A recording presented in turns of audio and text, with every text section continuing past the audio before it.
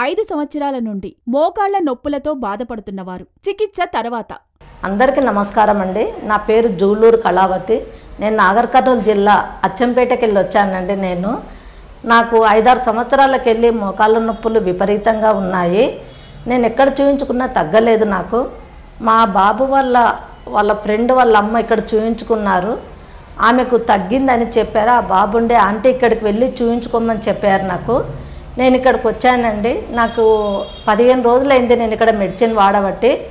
నేను ఇక్కడ 15 రోజుల నుంచి మెడిసిన్ వాడుతున్నాను. పంచకర్మ చేయించుకున్నానండి. నాకు ఆ మోకాళ్ళలో వచ్చే సౌండ్ తగ్గింది. నడవడానికి చాలా అనుగుణంగా కాళ్ళు పనిచేస్తున్నాయండి.